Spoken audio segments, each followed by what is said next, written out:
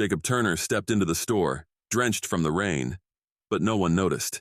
Employees stood around, ignoring customers.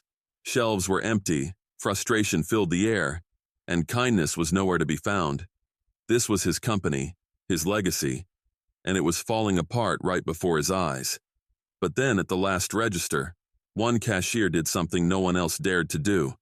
What she did next would change everything, and by the end of the night she would never be the same. The rain poured relentlessly as Jacob Turner stepped into the Crestmart store, his coat soaked, his hands trembling from the cold. No one looked up. No one greeted him. He was just another customer, invisible. His sneakers left wet prints on the dirty tile floor as he made his way toward the aisles. Employees stood in clusters, talking among themselves, ignoring the shelves that needed stocking and the customers who wandered, searching for help. Jacob was not just any customer. He was the CEO of Crestmart, but tonight, no one knew that. He had spent years behind a desk, trusting reports, charts, and polished presentations. But something had felt off. Complaints about customer service had increased. Profits remained steady, but loyalty was slipping. He needed to see the truth for himself. He moved through the aisles, noting the disarray.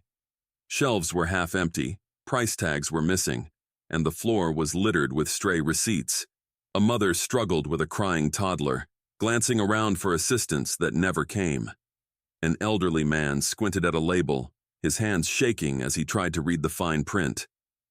Employees walked past both of them without a second glance. Jacob clenched his jaw. Was this what Crestmart had become? He grabbed a sandwich from the cooler, grimacing as he noticed condensation on the plastic. It was old. He sighed and headed toward the checkout lanes. 3 registers were open, but none were moving quickly. The first cashier barely acknowledged the customers, scanning items with a bored expression. The second rolled her eyes as an elderly woman fumbled for change. But at the last register, Jacob saw something different. A young woman, no older than 20, smiled warmly at each customer. Her name tag read, Emily.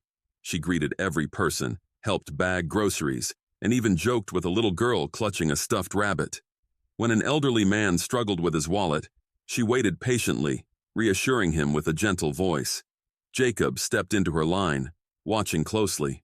When it was his turn, she smiled. Long night, huh? You look like you could use something warm. Jacob hesitated. No one had spoken to him like that all night. Yeah, I guess so. She scanned his sandwich and frowned. This one looks a little off. Let me grab a fresh one. Before he could respond, she dashed to the cooler, returning with a better one. Much better, she said, handing it to him. Jacob studied her. You really care about this job, do you not? She shrugged with a smile. Why should kindness cost anything? A lump formed in Jacob's throat. He had expected disappointment tonight, but Emily had surprised him. As he stepped outside into the cold, he knew one thing. Emily had no idea who he really was. Jacob did not leave right away. Instead, he stood near the parking lot, watching through the rain-streaked windows. The store functioned, but barely. Employees moved sluggishly, barely engaging with customers. The warmth and care he had envisioned for Crestmart were missing, except from one person. His grip tightened on the sandwich Emily had swapped for him. She had no idea who he was, yet she treated him with the same kindness she gave every customer. Was she always this way, or had he just witnessed a rare moment of decency? He turned to leave but paused when he heard voices near the employee entrance. He stepped closer, staying in the shadows. You are wasting your time, a male voice scoffed. Jacob saw Emily standing just outside the doors, clutching her coat, as 2 employees, Greg, a shift manager, and Melissa, a cashier, smirked at her. You act like this job matters, Greg continued. Newsflash, it does not. Emily exhaled. People come here because they have to, not because they want to. A little kindness makes it easier. Melissa rolled her eyes. You are exhausting. No one notices, and corporate does not care. Jacob clenched his fists. Greg shrugged. Suit yourself. but do not expect a raise for smiling." He chuckled and walked inside, Melissa following. Emily remained for a moment, staring at the ground. Then, with a deep breath, she straightened her shoulders and walked back in. Jacob had seen enough. The next morning, he returned, this time in his usual sharp attire. The moment he stepped inside, the energy shifted. The store manager, Carl, froze. Conversation stopped. Employees straightened their backs. "Mr. Turner," Carl stammered, "we did not expect you." "I know," Jacob said calmly. "Morning meeting. Now." Within minutes, employees gathered at the front. Greg and Melissa whispered nervously. Emily stood near the middle, her expression unreadable. Jacob cleared his throat. "I was here last night. None of you knew who I was." He let the silence hang. "I saw everything. The good, the bad, and the unacceptable." Carl shifted. "Sir, I assure you." Jacob raised a hand. "No excuses." He scanned the room. "Some of you ignored customers. Some of you barely did the minimum, but one person stood out." His eyes landed on Emily. "One person treated this job the way it should be treated." Emily's breath hitched. Greg and Melissa exchanged glances. Jacob nodded toward her. "Emily, step forward." Emily hesitated, her face pale as she stepped forward. The room was silent. Employees shifted uncomfortably, stealing glances at one another. Greg and Melissa stiffened, their expressions wary. Jacob's gaze remained on Emily. "How long have you worked here?" "Almost 2 years," she said quietly. Jacob nodded. "And in that time, has anyone recognized your hard work?" She hesitated, glancing at Carl, then back at Jacob. "Not really." His expression hardened. "That is a problem." He turned toward the employees. "I built Crestmart to serve customers with care and integrity. What I saw last night was the opposite. Customers ignored, frustration dismissed, employees treating their job like a burden." His voice was sharp, cutting through the heavy silence. "That is not what this company stands for." Carl swallowed hard. "Sir, we—" Jacob did not let him finish. Emily, however, upheld the values this store should represent. She was kind, helpful, and went beyond what was expected. He reached into his coat pocket and pulled out a business card. "That is why, effective immediately, she is being promoted to assistant store manager." Gasps rippled through the crowd. Emily's eyes widened. "What?" Jacob extended the card to her. "You earned it." She hesitated before taking it, her hands trembling. I do not know what to say." "Say yes." Her lips parted, but no words came out. Finally, she nodded. "Yes." Jacob turned toward Carl. "Make the necessary adjustments today. She will report directly to you." Carl forced a smile. "Of course, sir." Greg and Melissa stood frozen. Jacob shifted his attention to them. "And you two, mocking someone for doing the right thing, disrespecting the very values that keep this company running."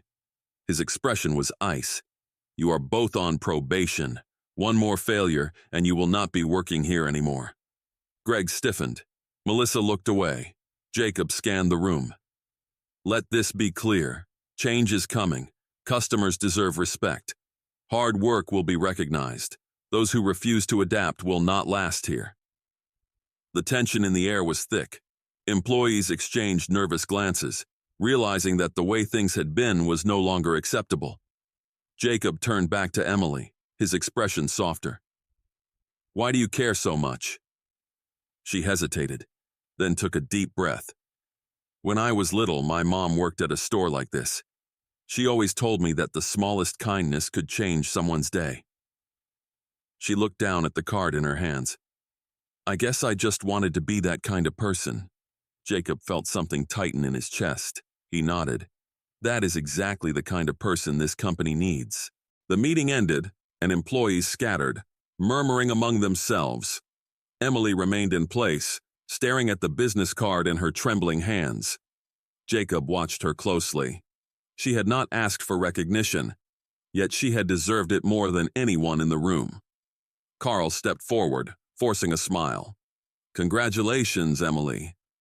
His tone was stiff, but Jacob could tell he was trying to adjust to the unexpected shift in leadership. "Thank you," Emily said, her voice barely above a whisper. She turned to Jacob. "I still cannot believe this." Jacob smiled. "Believe it." Greg and Melissa slipped away quietly, their expressions filled with resentment. Jacob had no doubt they would either change or leave soon enough. Employees like them drained a company from within, and he had no intention of letting Crestmart suffer because of them. As the day continued, Jacob stayed in the store, observing. The atmosphere had already shifted. Employees moved with a sense of urgency. Customers were greeted rather than ignored. Even Carl seemed more engaged. Fear might have been part of it, but Jacob saw something else. Change. Emily stepped into her new role immediately. She assisted at the registers when lines grew long, reminded employees to restock shelves properly, and even convinced Carl to reorganize the front displays for better accessibility. She was efficient, but never lost the warmth that made her stand out. At one point, she caught Jacob watching her and approached, brow furrowed. "Mr. Turner, may I ask you something?" "Of course." "Why did you come here undercover?" Jacob exhaled, looking around. "Because I forgot what it felt like to work here. I make decisions from an office, but I needed to see what was really happening." His gaze met hers. "I needed to remember why I built this company." Emily nodded slowly. "Did you?" He smiled. "Yes, and I found the right person to help fix it." Her cheeks flushed, but she did not look away. Instead, she extended her hand. "I will not let you down." Jacob shook her hand firmly. "I know you will not." The story of Jacob's visit spread quickly. Other Crestmart locations heard what happened, and within weeks, managers made an effort to recognize hardworking employees. Kindness was no longer dismissed. It was expected. A month later, Jacob sat in his office, flipping through reports. Employee engagement had improved, complaints had dropped. Something was working. A knock on his door interrupted his thoughts. His assistant handed him a letter. "This just arrived. It is from one of the store employees." Jacob opened it, his heart unexpectedly racing. "Mr. Turner, I wanted to thank you, not just for the promotion, but for reminding me that doing the right thing matters. Even when no one is watching, you changed my life. I will make sure it was not for nothing. Sincerely, Emily." Jacob leaned back, exhaling slowly. One cashier had cared when no one else did, and because of that, everything changed.